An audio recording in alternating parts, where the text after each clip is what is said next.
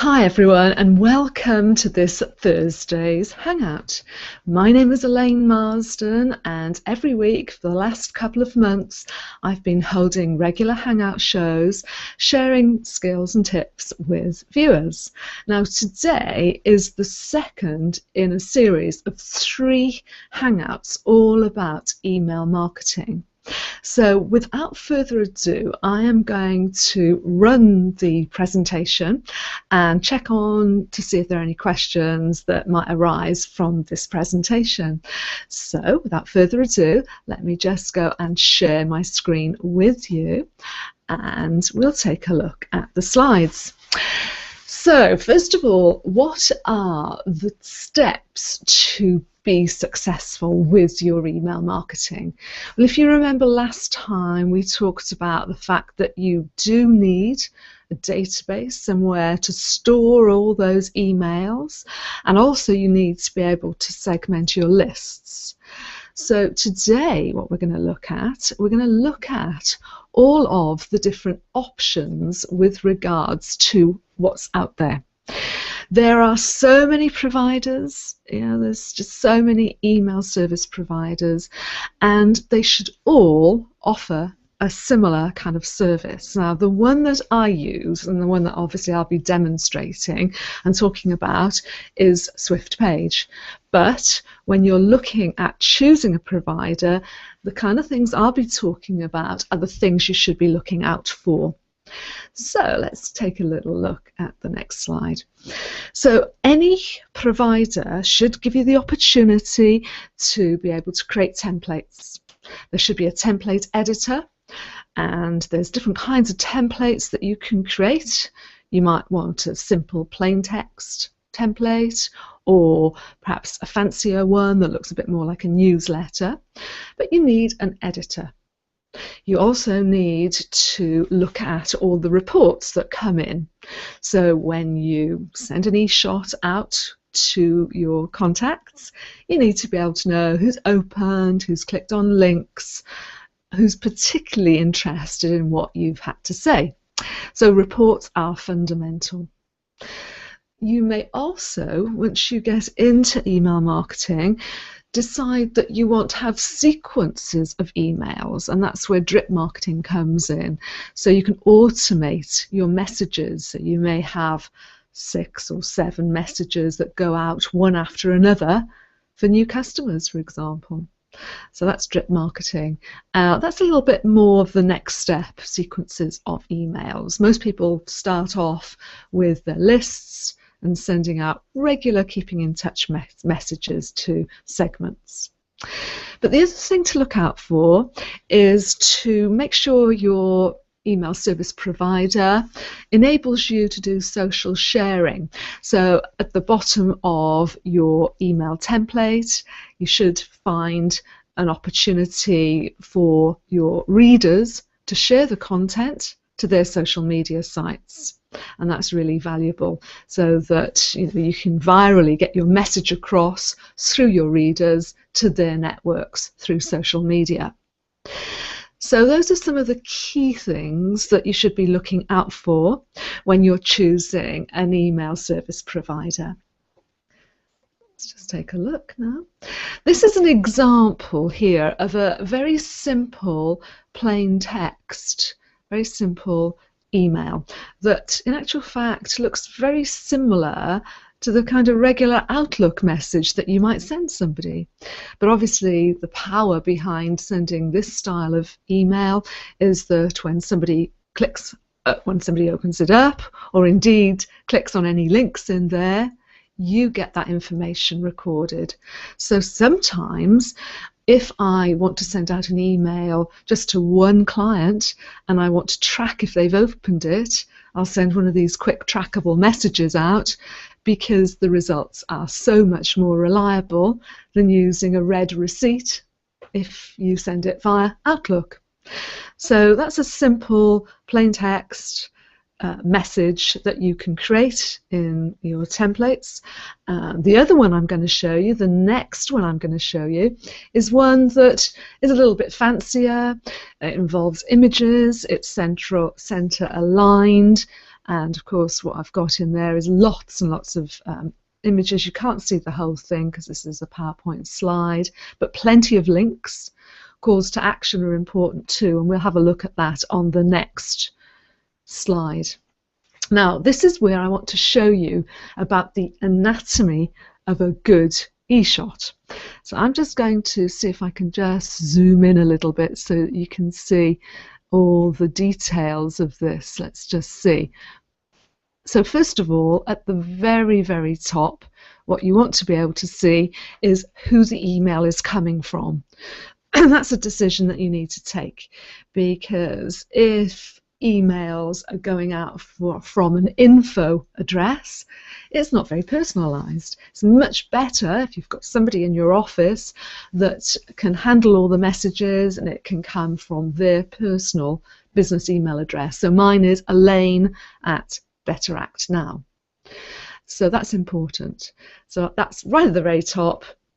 Have a careful think about who the messages are going to come from.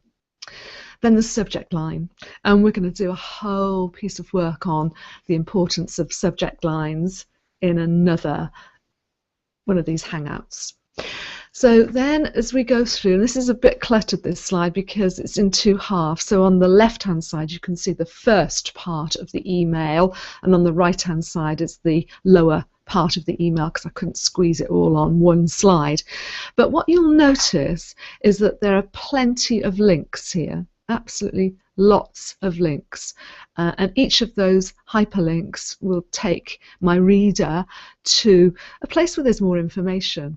So this was one from one of my Hangouts that I did last week, and so you could find out more about my speaker, find out more about his website.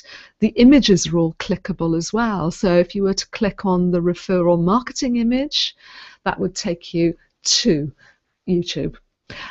So wherever you can, you want what we call calls to action.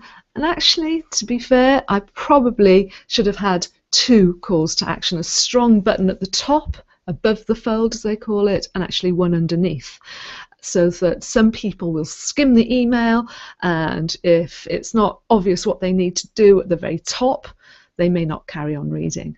So calls to actions are important. And this button here, this join us button, is what I'm talking about. That's a call to action. People will click on that and they can immediately connect to the Hangout that I ran last week. And of course you can put your signature at the bottom, and phone numbers are ideal too. Logos, any logos, they should all be clickable as well. And of course right there, they're all my social media icon links, and they're all clickable. And with any good email service provider, at the very bottom of your messages, you must have this. You must have an option for them to unsubscribe. So if somebody is not happy with the content of my messages, they can unsubscribe by clicking here.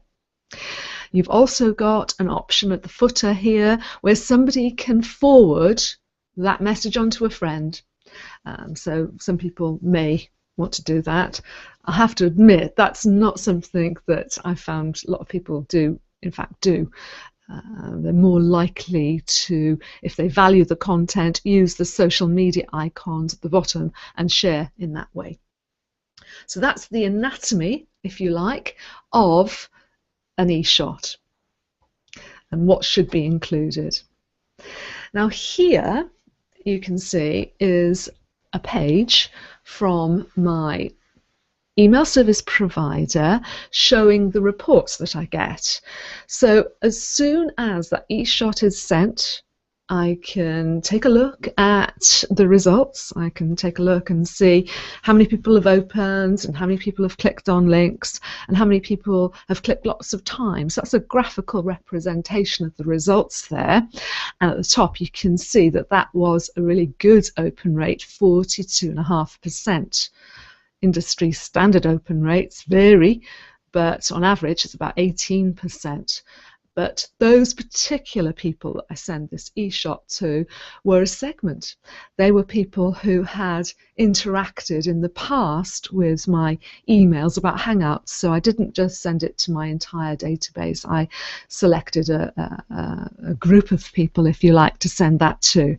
But there's all kinds of different reports that you can that you should be able to have with your provider, including those that have bounced. You want to know, if people's emails have bounced. You also want to have a suppressed list, a list of all those people who've opted out.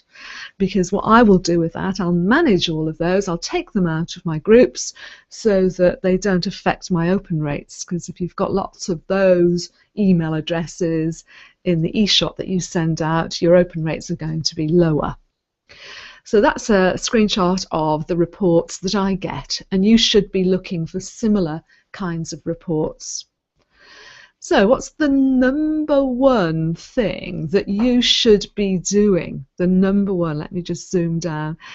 Let me just say, the number one thing that you should be doing after you've sent out an e-shot is obviously going to be pretty straightforward and pretty obvious, but in fact it's following up. If you have gone to the trouble of creating a well-crafted email, you've spent a lot of time on the subject line, and you've got people who are opening your messages, clicking on links, it would be a shame if you didn't organise a follow-up. And planning those strategies to follow up on email marketing campaigns is absolutely essential.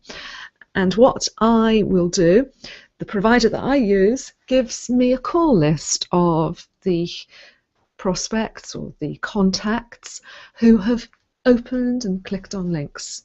And there you can see a list of all the hot prospects, those people whose scores are very high. People right at the top of that list have opened 5 times and clicked on 3 links.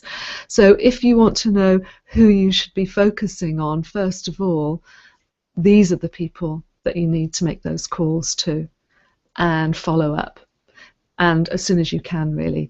The interesting thing is that when people send out an e-shot, most activity happens in the first couple of hours. So hopefully you'll write that into your schedule. Yes, send the e-shot, but always remember to follow up. So the next time, in the next Hangout that I'm going to do, I'm going to be talking about email subject lines. I'm also going to be talking about how you can get people to open your emails and stay with you and not unsubscribe. So that's the presentation. It's a very, very short Hangout today, but what I thought I would do, always a bit scary, I thought I would go and show you a live demonstration of an e-shot that I sent, 15 minutes before this Hangout went live. So I'll show you exactly the reports that I've had, and you'll see from that the actual open rates and how quickly people do respond. Again, it was a select group of contacts. So I'm just going to close down that presentation, and first of all I'll show you the email that I sent out. Hopefully you can see that. There it is, very short and sweet. Just sent out to 84 people, telling them to join the Hangout at 4 p.m. today. And let's go and have a look at the reports. So I'm going to just refresh my screen because this needs refreshing. At the moment it's a 17% open rate. It was sent at 4 o'clock. Let's resend that and just take a look and see if we've had any more. Okay, so it's still showing at 17%, but oh, hang on, no it's not. Let's just give it a little bit of time, view the report, and actually no, that's so much better. So that is a live demonstration of an e-shot that I sent out to 84 people at 4 o'clock today, and I can see immediately that I've had 27 people open it so far. And if I was to, let's just take a little look here a minute, see if I can get this screen a bit bigger because it's a little bit small for you to see, but let's just have a look at opens over time. Yeah, so there's the 27 people. Let's go back and take a look at, let's have a look, opens and clicks. There's a list of all the names of people. I'm not going to dwell on that, so let's just go back to the summary. So there you have it. That's a live demonstration of an e-shot just sent out 15 minutes ago. So I hope you found that interesting and of value. And, you know, I'm obviously very keen to share, you know, the skills and the tips and the things that work for me in my business. And next time, the next Hangout is going to be all about the subject lines and the importance of those. So if you found this interesting, please share, Google Plus this, make a comment. And actually, if there are any specific questions that you would like answered in the next Hangout, or if you'd like to come and join me inside the Hangout, I'd be very happy to ask you to come in, and you can ask your questions live. So that's Elene Marsden. Thanks ever so much for listening, and look forward to speaking to you again next Thursday at 4 o'clock. Thank you. Goodbye.